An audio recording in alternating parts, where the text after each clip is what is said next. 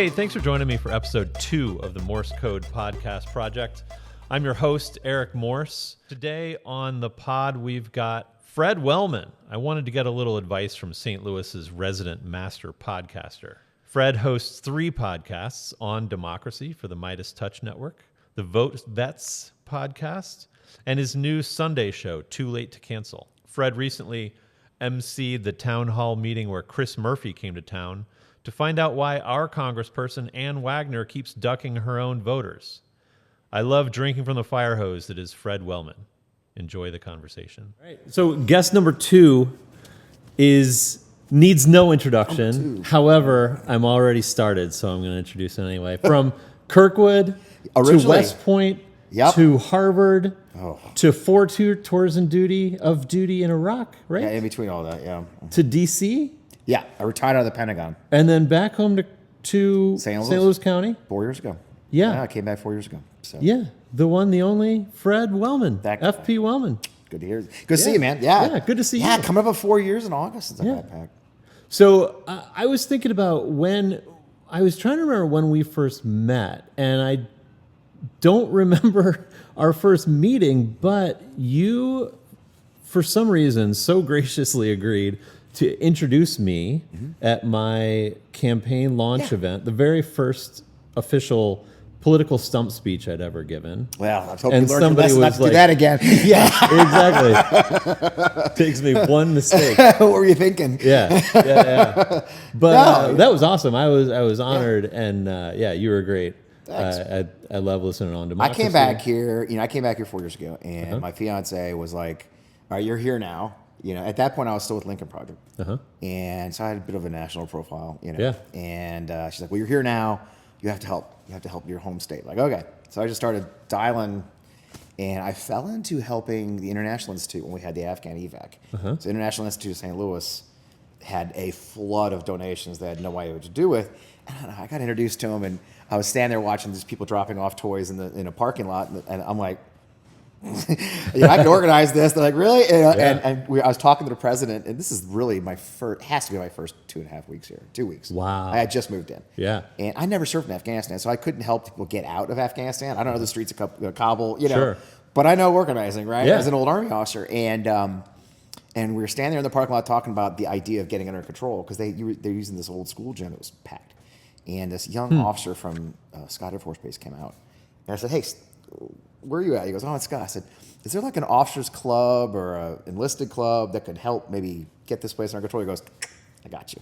Nice. and literally, we ran like 6 or 8 projects getting the place emptied out and organized. Here's a pile of car seats. Here's a pile of beds. That's awesome. Yeah, it was great. Yeah. And so that really helped me get to know people. I met Jill Shoup from that. I met a number of other people. And it was funny how skeptical everybody was. Like, why are you here and what do you want? Yeah. But that's a St. Louis thing. It's a St. Louis thing. We'll talk a lot about that.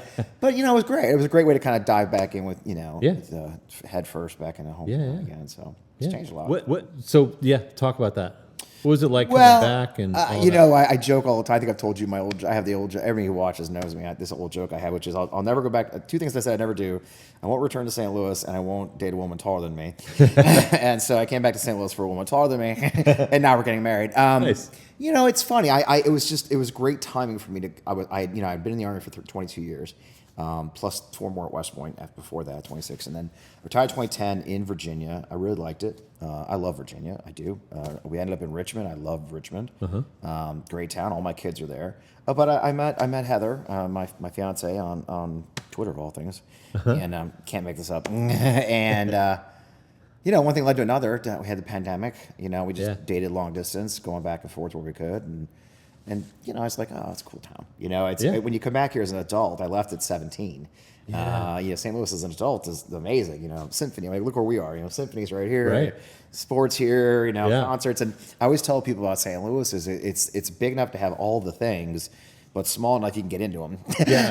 Right. You know what I mean? It's like, and so I saw that, and she finally. And then of course I was divorced, and it's just drama. It's like, you know what? Let's just get a clean start. I'd had a lot of challenges personally with the Lincoln Project work as far as threats and right. So it was kind of good to get a kind of clean slate. So I came back here and kind of Yeah. Cleaned off the internet. But it's been great to be back. Yeah. I mean, it's a unique place in the country. It's a unique place in our culture and a unique place politically too. So you were getting threats while you were on Lincoln Project. Oh, and then yeah. you jumped into the middle of it in Red, Missouri. Oh yeah. It wasn't well How thought was out. that? Yeah. Yeah, when you put it like that, no, yeah. Well, you know, it's funny. I mean, the first time I realized that my life had changed, I was at the Lincoln Project, and I never did politics. I mean, I got out of the Army.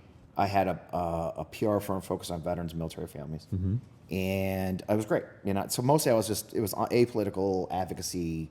I helped pass the IVF. They had a ban on veterans getting IVF. VA. I helped pass that, you know, so we could do that. You know, I things like that. Helped organizations like the Home Depot Foundation do incredible work for veterans who are homeless or home challenges and all, just a ton. And I really enjoyed that work.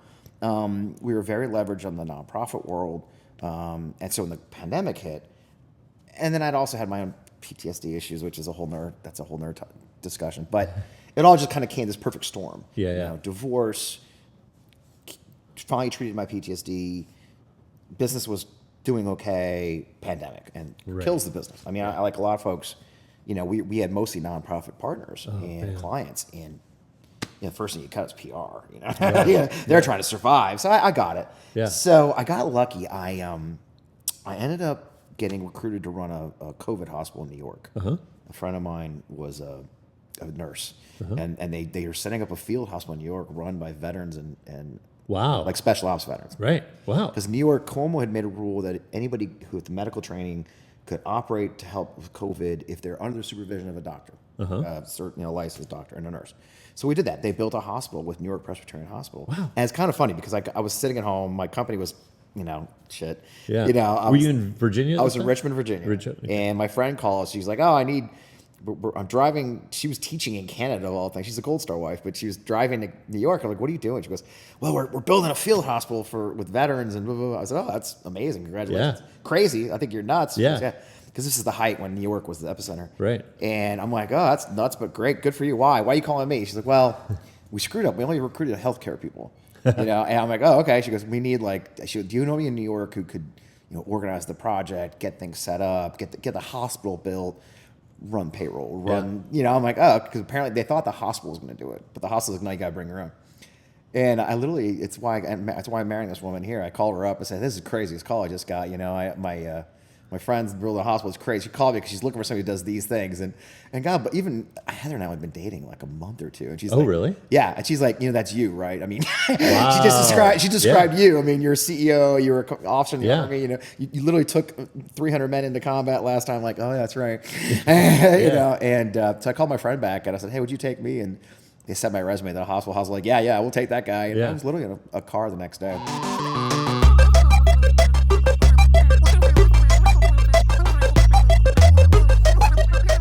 And you've clearly always been politically charged. Really, running for mayor was the first time I ever tried. I was an apolitical Army officer, and I got out of the Army in that town, and I was frustrated. It's a very well-off town, and I felt that their priorities weren't straight, which was basic city services. Right. We had a situation. The mayor was a great guy, but like one of the theaters was empty. It was it was the 10th most affluent town in America at the time. Really?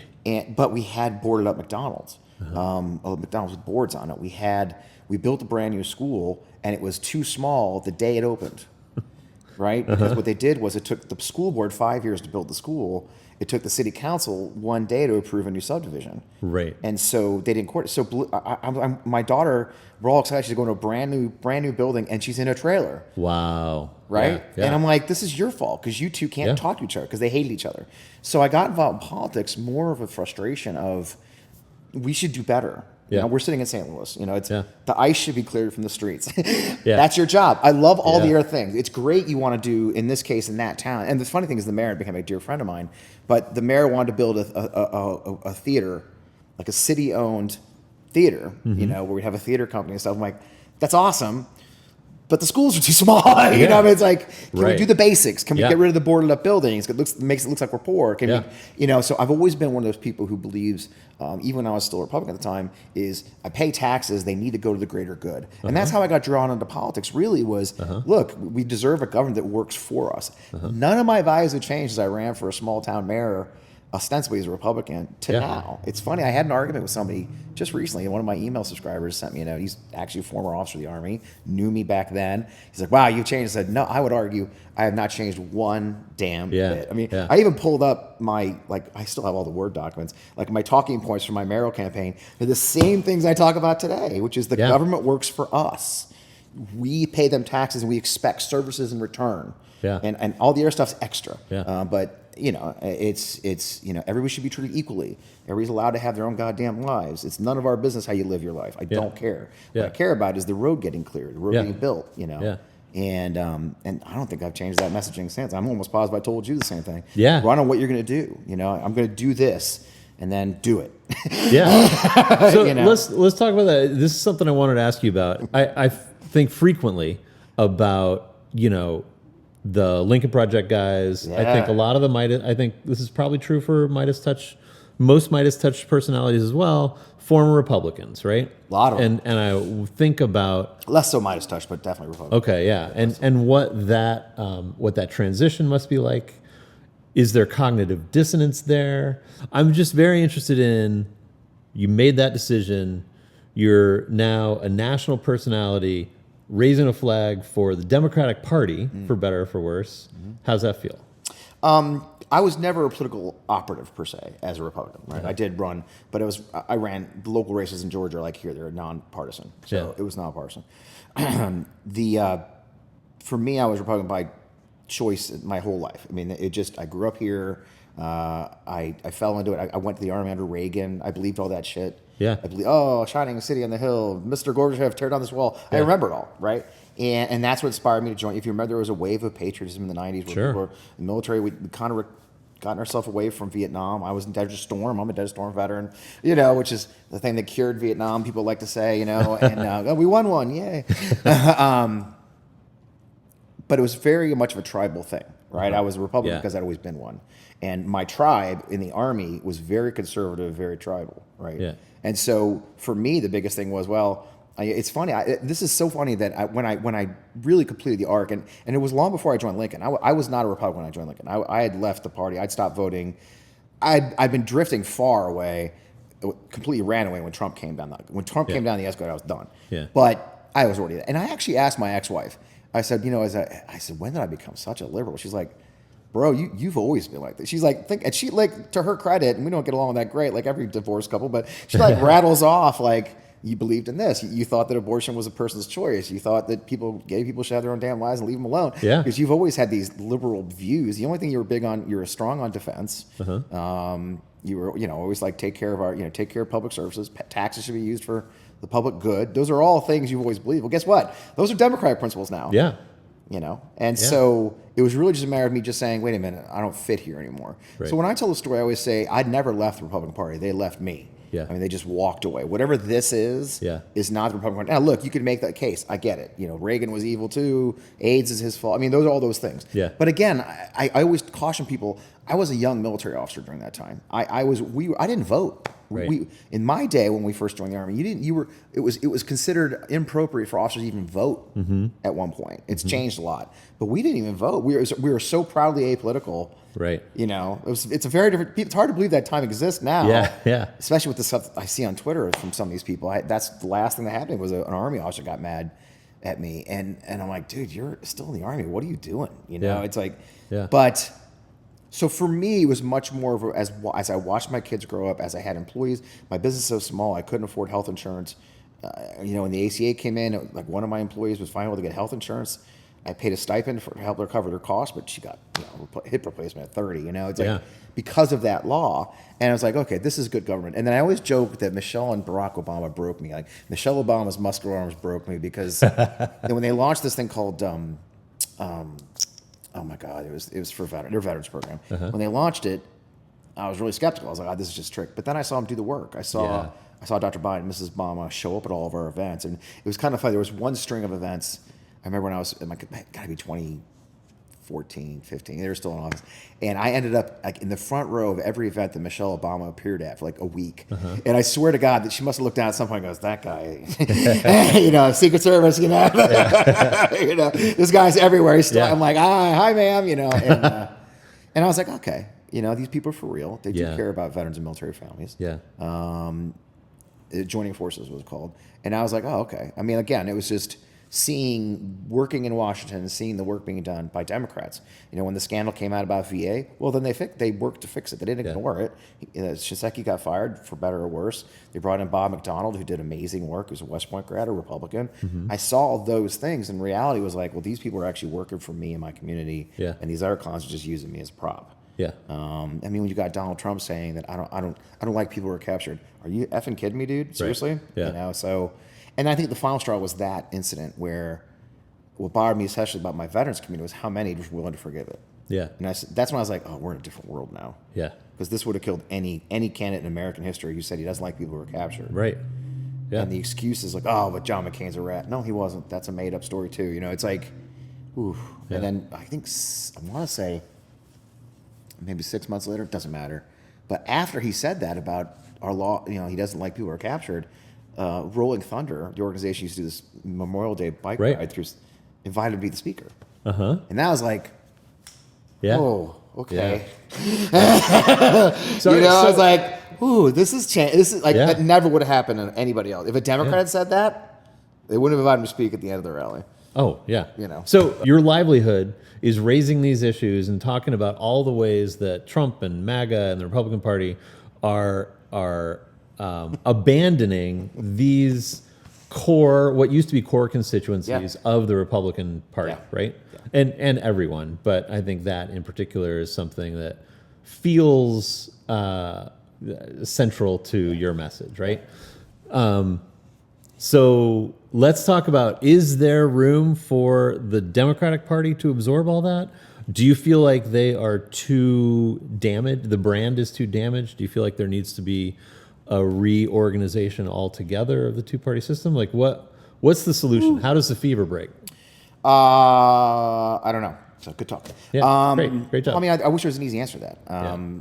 I'm a pragmatic. Look, I'm a soldier, right? And I was. You have a mission in front of you, do the mission, right? And the mission right now is that, for reasons I can't explain, Donald Trump and the Republican Party and their minions and collaborators like the Heritage Project have all decided to dismantle our government, our democracy. Yeah. Turn it into an oligarchy or kleptocracy, depending on what ocracy you think it is. It sure as fuck isn't a democracy. And so I'm a pragmatist in the sense of the Democratic Party is the opposition party. While imperfect, they are organized and they are listening and they are making changes. So I'm willing to work with them, and they do believe in most things I believe in, right? And it's a large enough tent. Yeah. America has not been built on an independent, like an independent to make a run or be successful. When you see folks like Andrew Yang or these other ones, I have friends who are involved in some independent type politics. I love it. But I also, again, right now, I believe our country's facing an existential threat like it's never faced since the Civil War, probably. Yeah. And like it or not, the imperfect and deeply flawed Democratic Party is the opposition party in power that has the ability and the money and the people and the open doors to allow us to fix that. So I'm all in as a Democrat, and I have been for whatever, 8-10 years now. And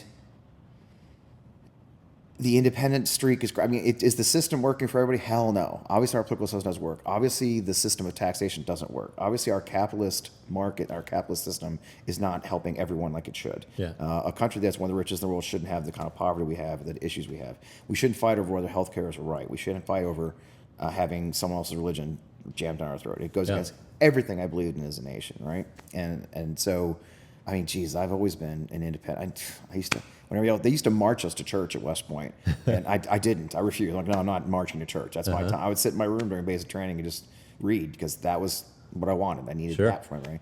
And that's my right. Yeah. Right? And so the idea we're going to politicize the military or jam religion into our military like they are, anti-Christian bias, hunts, it goes against all the things that I believe in this country. So for now, the situation we're in now, We do not have the luxury to go, well, let's just break the whole system. Yeah. It's look, I get why people didn't vote for Kamala. They had their stand. Actually, I don't fucking actually. I could take that back. Yeah. And I'm going to offend people. It was the dumbest goddamn thing I ever saw in my life. Yeah. All these people said, well, the Dems aren't doing X, Y, and Z, Palestine, whatever you want to throw out.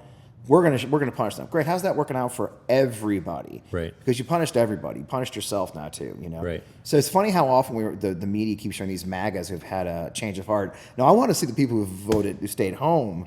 Yeah. Get them on camera. Yeah. Are you happy you stayed home? Are you happy you led the movement like Ilhan Omar's sister up north, where she would lead the movement to say no to Democrats? Like there's a price to pay, right? Yeah. And so, unfortunately, we are in a very black and white time. Yeah. And so, I keep telling my politicians, stop with the nuance. Yeah. Like Democrats, the frustration I have with Democrats, and I love Gavin Newsom. I've talked to Gavin Newsom. I love his team that he's got. Yeah. But having Charlie Kirk on your show or Steve Bannon, there's a difference between talking to our opponents and talking to the right, but the way that let's understand her. No, I understand Steve Bannon. Yeah. He's a fascist. Yeah. He wants people to look like me in jail. Yeah. That oppose them politically. Charlie Kirk said people like me should be in jail who Right. oppose them. Okay, Right. I don't need to understand him. This isn't a time for nuance. Yeah. And we're starting to see the Democrats get that. And what's been fascinating to me is it's coming from the grassroots up. Yeah. So there's change happening in the party from the grassroots because we are out here frustrated. Yeah. I don't want to hear we're going to do nothing till when James Carville said we should roll over, play dead, and let him screw himself. Are you fucking kidding me, bro? I mean, how'd that work Yeah. out? Because I'm a soldier. I'm like, oh, we should definitely do that. Because what's going to happen, if we just let him go by, eventually they'll run out of gas, and then we'll have no, that's not how it works, bro. It's like I need to slow him down. Yeah. And that mentality, that old political mentality, the 80-year-olds, if we're being very harsh, and really going to get you some negative comments because you need negative comments. I'm tired of the Jared. The idea that there's 20 people over the age of 80 serving in Congress is so ridiculously stupid. Sure. The idea that even when she retired, and I love Nancy Pelosi, but she's retired from Speaker. Go retire. Let somebody else have a chance. It's time to stop holding these seats down. I was Schakowsky up in Chicago. 26 years is great. You've served your country for 26 years. We have people in Congress that have been longer than I was in the Army. Yeah. Yeah. Okay? It's like, okay, you did your duty. Let's move on. Go retire. So that is really hurting our party. Yeah. I think very strongly. This clench hold, this chokehold on power, like Schumer. It's like, dude, it's done. Okay, I know you're still popping your state. You can get reelected all you want because you know why? You're sitting on millions of dollars and the most powerful guy in the Senate. No shit, you're gonna get reelected. But is it the right thing to do? Right. Yeah. Yeah. And let's be honest, that's Joe Biden. Same thing with our former president. Yeah. Okay. Yeah. He made a very bad decision. People ask me all the time, what did Kamala do wrong? What is it? Joe Biden. Joe Biden. Yeah. Joe Biden decided to run again. Yeah. When it was clear he shouldn't. And no one in his inner circle said no.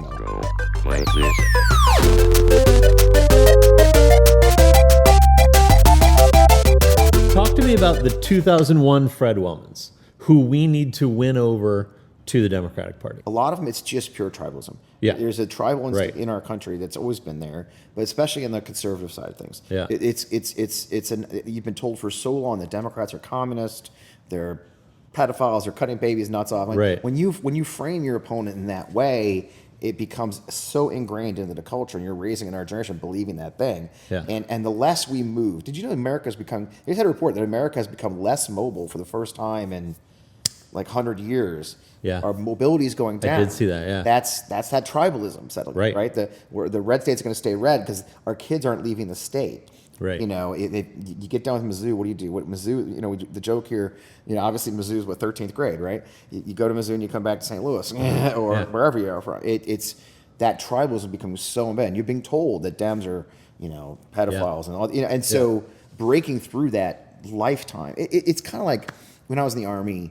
We'd have kids get in trouble. We'd have kids. I was in the Army when a young man got beaten to death for being gay in the barracks back in the early 90s. Uh-huh. Actually, I want to say it was the early 90s. I was a young officer, and people would come to me. It's like, I can't believe that a soldier would do this. He'd be so homophobic or racist, whatever the case may be. And these things, like, look, I get him at 18. Right? Yeah. You had him for 18 years, mom. Mom and dad. You raised that boy, that young woman.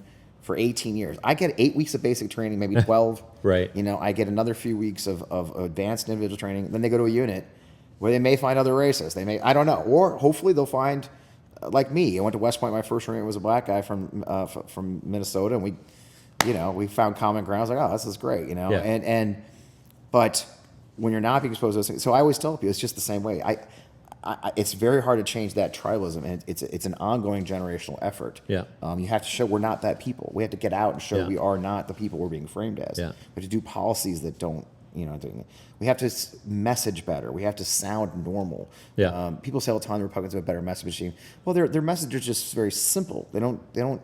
I think, hell, you heard from me. I'm going to give my campaign secrecy away. What did I tell you on your kickoff? I said, don't you dare show up at your kickoff meeting and read a laundry list of policies. Yeah.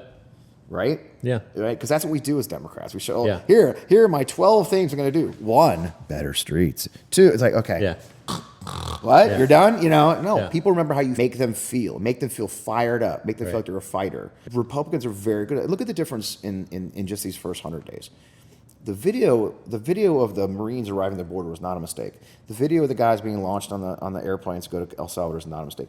They understand that you can show action if you show it in the modern world. Right. So I do think in a lot of ways the Democrat Party is completely savable, but and completely expandable. But we have to understand how to communicate with different people, not just a generation, because it's all generations, but to break through the propaganda network they're being exposed to, the social media networks they're being exposed to. We have to expose them to the truth, which is this is bad for you and this is better for you. Yeah. Have policies that matter to people without kowtowing. It's just be there and be honest. Yeah. Speak like normal people. Yeah. That's the other part of the party. We don't speak like normal fucking people. Right. We just don't. Yeah. I mean, I'm so amazed sometimes. It's like, can we stop with this crazy stuff? Yeah. And then we make stupid decisions. Like Tim Walz becomes vice president nominee because he coined the whole thing about them being weird. And the minute he got the gig, they're like, stop saying that, bro. You got to be normal now. Put you to box. Yeah. It's so I could go on and on, but I think the larger picture you said here is, can the Democratic Party expand into this? I think so. I think so too.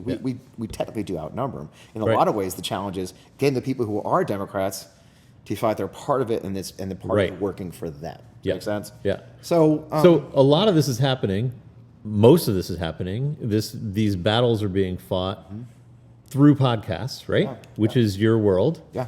And you referenced Newsom with his podcast. Yeah. Obviously, another topical one is when Pete Buttigieg went on the Flagrant podcast. Yeah. And we could compare and contrast all day long how the two of them did. But I think it's really interesting because Pete went into what some people might say their territory, right? Whereas Newsom is inviting antagonistic voices into his territory. I'm just interested to hear your thoughts about that, and in terms of again, how are we as Democrats reaching the people who don't necessarily want to identify with Democrats? And I think going those places. Yeah. Like what Pete's doing is what they're doing. Look, during the campaign, do you know Trump did 200 podcast appearances? Wow. We saw a few. My friend Aaron Rupar and Ace, and they're friends of mine.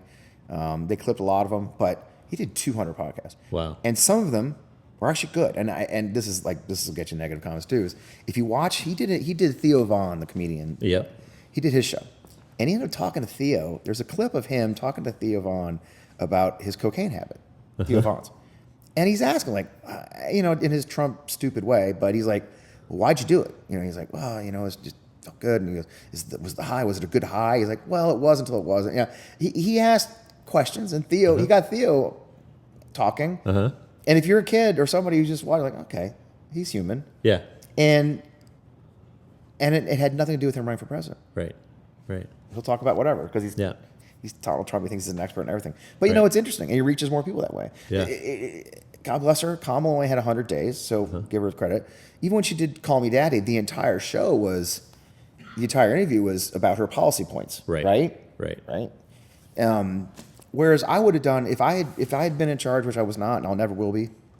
I would have put Tim Walz in a room with anybody. I would have put him on all those shows. Absolutely. Because Tim Walz is like you and me. He's a middle-aged white guy, dad, grandpa. I'm a grandpa. He's not. From the Midwest. Yeah.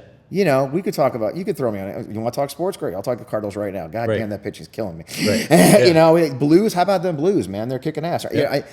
Tim. That's how Tim Waltz is. You could have put him in a room with anybody, and they would have liked him. Yeah. You know, he would have asked them poignant questions. Yeah. It would have been good stuff. And it wasn't. And then somewhere in there, you'd say, by the way, like Pete did. And by the way, that's not true what you just said. Yeah. Here's the truth. Here's what Democrats have done.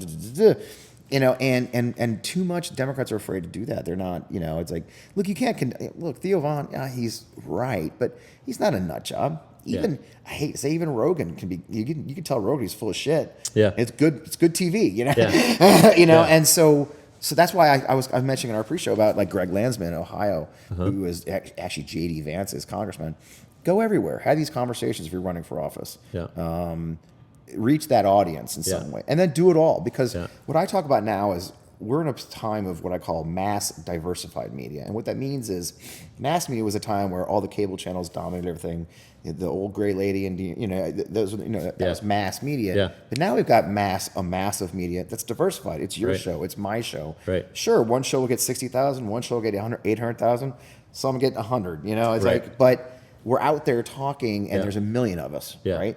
And if you go to all of those, if you're running for office, you should be in all those places. Yeah. That's how people get their information. 1/5 of Americans, according to I think Pew did a research on it right after the election. 1/5 of Americans get their information from what they call news influencers. They don't even watch the media.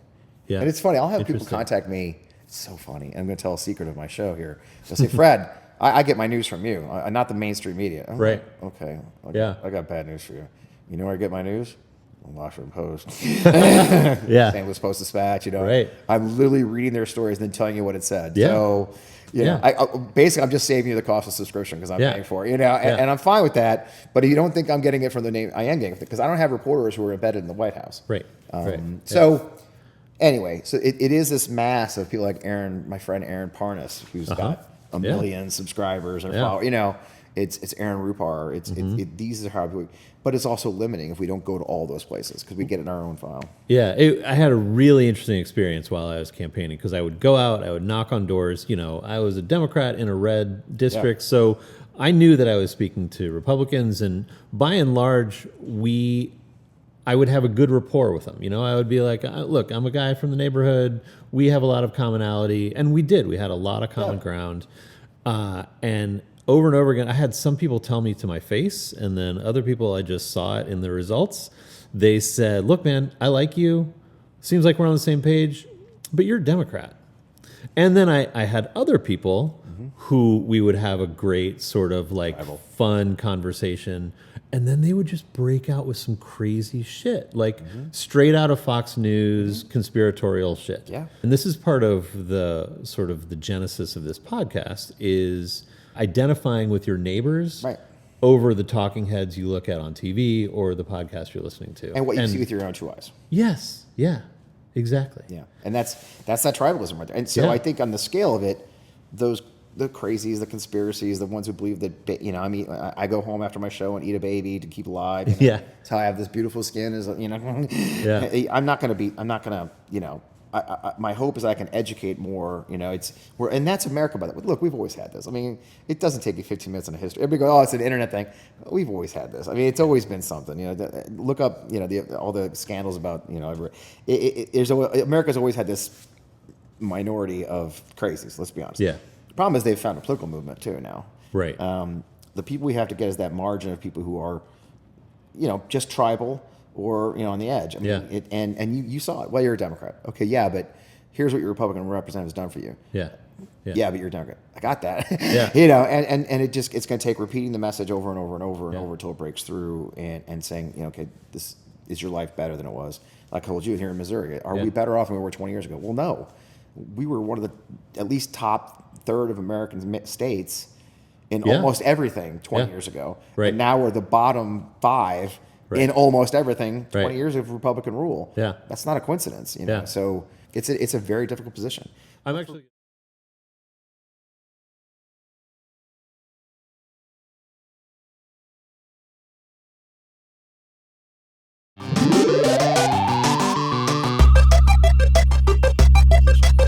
gonna use this opportunity to ask you because you're reminding me of something that a big part of my message when I was running a campaign was exactly what you just said. We used to be all these things. Yeah. Missouri used to be thriving. St. Yeah. Louis used to be thriving. We're, a hub of industry and culture and all that stuff. We used to. Let's get back to that. And I've had conversations. I have a conversation on Tell Me You're Joking with JB about St. Louis, generally speaking, looking backward, talking about what we used to be, trying to maintain some sort of status quo, rather than looking forward. Okay, who are we now, and what can we become? Yeah. What's your thought about building into a future rather than? I love it. I think it's a good point. Is what are we supposed to be? What could we be doing better? The beyond where we are now is the issue, right? Yeah. Right now we've got a state that intractably hates the cities. Right. And the cities hate the state. The state spends more of their time trying to tell us how to run our city. They want to be local government instead of state government. Yeah. You're right. I think it's people like hopefully Karen, who's now the new city mayor, coming in saying, no, my job's to make the streets work. My job is to make the city work. Okay. Yeah. It's like, if the city works for me, if my local government works for me, oh, okay. So we had a Democratic mayor who's actually running things, making it work, right? Instead of pet projects, whatever it may be. I think in a lot of ways it is about getting in, being effective, and making things work, and then changing that. But I wish I had an easy answer. I could just I had the answer. I don't have the fucking answer. I just don't. I mean, I could be accused of making it worse, and it would be right. I am a partisan operative. I believe that I am one of the fighters in an existential crisis for our moment to save this country before it's too late. Yeah. The last 103 days have been an absolute disaster for this nation. And the longer-term implications are shocking. The trade partners just going elsewhere, allies not trusting us anymore, our entire social safety net being destroyed in real time, gleefully. Yeah. For veterans, as a veteran, the VA is being dismantled. No matter how much they lie to say otherwise, that's what they're doing. They want it to fail, so when it fails, they can say, see, it doesn't work. Yeah. Got to privatize it. Yeah. Here comes the healthcare insurance company. So for now, let's win this battle, which is a grassroots effort. We have to use the tools of our opponent. I'm a Star Wars fan. If you watch Andor, I do have to use the tools of my opponent right now, which is sit-ins. It is protests. It is gumming up the system. It's senators saying, no, I'm not going to approve any of your nominees. Why? Josh Hawley did it. He's still in office, right? Yeah. Okay, so let's do those things. Let's use the Democratic tools available to us to hold this back, and then at the other time, allow the people who are going to run for office next say, here's my vision for the next, because there is a next after Trump, and it's going to change in the next 2 years. So here's my vision for what we should be doing for you. But it's a two-pronged system, right? It's just like in the combat. I've got to stop the enemy and hold them while my forces build up. Yeah. And that's what we did in World War. If you look at World War II, we just tried to stop the Japanese and the Germans. That's why we had to stop their advance. My mission is to stop the assault, stop the advance. That's what Democrats and leadership should be, slowing down, gumming up the works, throwing grenades underneath their tanks, whatever it takes, blowing up the convoys, whatever it takes to slow this roll. So while those who are going to run for office in the Democratic Party, DCCC, hopefully has got good candidates, right, we're going to give them a positive vision. And we've held this off long enough to save our democracy. So it's a multi-part front. There's no one single answer. Yeah. I do need people who have a vision future. I need people who want to fight right now. Yeah. And you're seeing that. And that's the appetite of the electorate. I talked to a Democrat running in Colorado yesterday, and I said, you got to be a fighting Dem. Don't come out. People are hungry right now for fighting Democrats. They want to see you. I mean, I ran that town hall we had here with Chris Murphy. People are fired up, man. Yeah. I mean, and when you've got 1,200 more people coming out on a Friday afternoon during the workday to see an out-of-state senator and some clown from the internet, and our state senators, that tells you there's a fighting mood going on right now. While you're in consultant mode, you just referenced. Let me hit my timer. You emceed that town hall, Ann Wagner's district. Obviously, she didn't show up. Chris Murphy did. State senators did. Ann Wagner's district, Missouri Congressional District 2. My district. Your district, my district. Consistently around 12% short. Yeah. So one thing that I'm trying to do on this podcast every episode is ask my guests, make something 12% better. And since we're talking really specifically about politics, what are we going to do? What's the key to making CD2 12% better? What are we going to do to earn that 12%? Oh, that's a great question. That's a very hard question to answer, but it's a great question. And it really does come down to being honest with all of us and being everywhere in the district. The fact is they redistricted it to add more West, so those folks will always just, like you said, the people you met say, well, you're a Democrat, I'm not voting for you. Okay, well, would you vote for this? You know, I think so it's a multi-part campaign of having these conversations like you're having with everybody and say, where do we agree? What do you want from your government? Is this really what you dreamed of when you sent Ann Wagner to Congress? I mean, my funniest thing about her was her statement about the town hall. I don't know if you saw this. So, they put out a statement that was run by the Post-Image that while out-of-state Dems are out here, you know, not doing things that we know here that we want help for the common Americans need help, right? It's just, I'm doing that by working on intel sharing with the United Kingdom. I'm not making this shit up. This is truly one of her ideas. I can't remember what the other one was so useless, but had nothing to do with common Americans. Right? It was like, okay, yeah, because everybody out in Franklin County is like, damn it, we should be sharing more intel with the UK. You know, waking up every morning. This is her pride, right? Yeah. And so we show just how just comically out of touch this person is. Yeah. Because in the end, it is Missouri. We're gonna have to show me, and we're gonna have to show that one, we have people who are out there not afraid to go everywhere. It is a big district now. You have to go out west. But just have conversations with people like we figured out. It was hard for you. It's hard in a small district. It's hard to convince people who are tribal. And then I think finally, get all the people who really are with us to come out. I mean, I think too many of us, people who would vote for us, who would vote against Ann Wagner, have lost faith in the system. Yeah. That anything is going to change. Yeah. Right? And why would they? We just voted on an abortion amendment. We just voted on a paid vacation amendment, and they're overturning it already in the very next session. Well, that's right? because those people voted for paid sick leave, right? And Republicans, right. And Republicans. We have to tell that story. It's like the things you wanted are being dismantled by the people you keep voting in. I mean, and you have to have faith that eventually it'll break through. But again, I keep going back to the same thing. I think while we are short about 70,000 Democrats in the state of Missouri, CD2's not. CD2's got the closest number we're going to get, and I think we just get them all out, right? You know, because politics is a game of addition and subtraction. It really is. I got to add more Dems and subtract Republicans, and you can subtract Republicans another way, converting them to Dem or getting them to stay home, you know, and then making sure that my addition works or every Dem comes out. Yeah. So we do have to do a much better job of making sure they show up at the polls, that they're motivated, they're hearing what they need to hear to get out and vote. But I tell candidates all the time, I'm going to be very honest with you. I think the worst thing you can do, and this is going to be controversial too with my fellow consultants, is run as a Republican light. Now, I see too many Democrats come out. I'm going to the range. Pow, pow, pow, pow. Look at me. I love guns, just like my Republicans. Pow, pow, pow, pow, pow. I mean, goddamn, what's his name? Shot a reporter. Bro, you shot a reporter. Yeah. You know, because you just set this stunt up on a range that wasn't a real range, and then it ricocheted. You know, it's just like, don't run. I mean, the fellow in Ohio, he ran as basically a Republican. I'm riding my motorcycle around. I'm a Republican. You're not. Just embrace it. But this is what I do. Right. This is who I am. Because people know you're pulling the wool over their eyes. Right.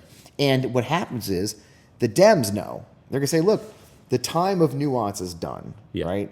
And our side is fired up. So if you can take this fire from now and get them to show up at the polls, we win through sheer numbers. So we'll see. I mean, I mean, it's a hard run. I'd have to look at the district as far as the numbers, but that close over and over, even after being redistricted, tells you there is hope if we can just turn people out and make sure they understand the stakes of what we're looking for and being. That's how you beat them. And it'll be a win of like 0.0005%. You know. And then the part is, then you govern like crazy. And every cycle when you have a break, you don't go to freaking on a jet, jet over country. You come back to the district and you go to Franklin, you go to the town halls, you go to the districts, you talk to the people. This is what we're doing for you. You sent me to Washington to do this. This is what we're doing. You know, I had a great story. I had Ben Wickler on my show from Wisconsin. He's the best. Yep. And it was when he was running for DNC chair. And so Tony Evers won Wisconsin. And he won by 1.5%. But his big thing was fix the damn roads. Yeah. Make the government work. And then he did that. He went in, he got all the money early, fixed damn roads. And then for his second campaign, during the governancy, he went around every county and said, this is the road I fixed for you. Here, look, here's the road. It's fixed. Look, see, it's fixed. I did that. Fixed, you know. Yeah. He won by 3% the second time. Right? Nice. Yeah. So it's about make promises, make people's lives better. I'm going to clean the damn streets.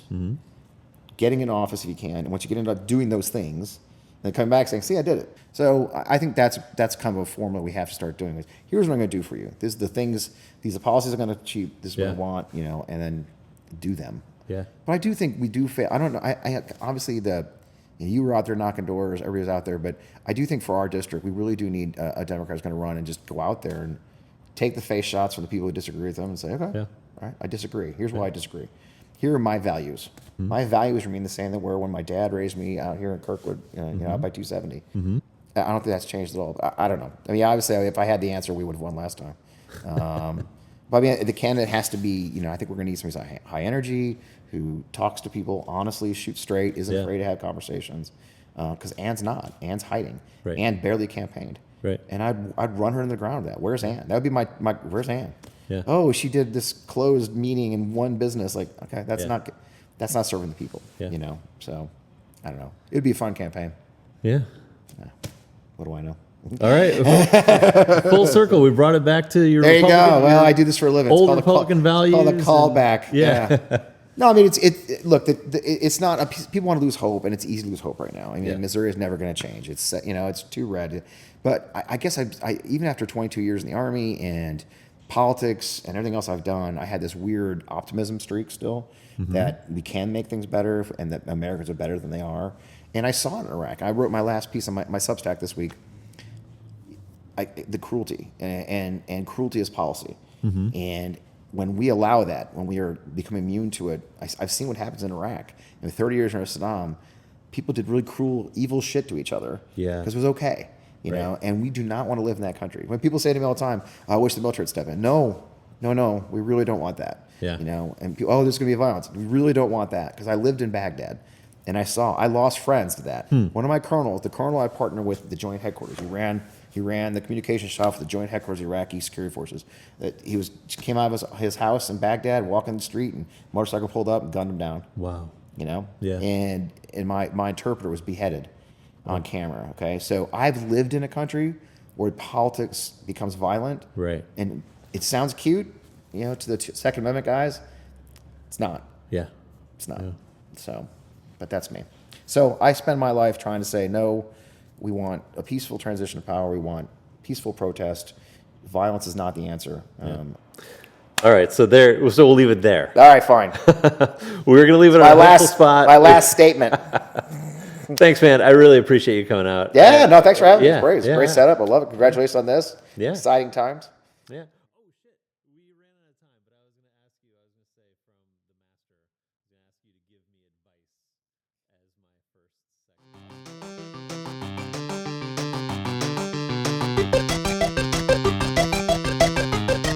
This episode of the Morse Code podcast was recorded by J.B. Anderson for Gaslight Studios and produced in conjunction with Trampoline Industries.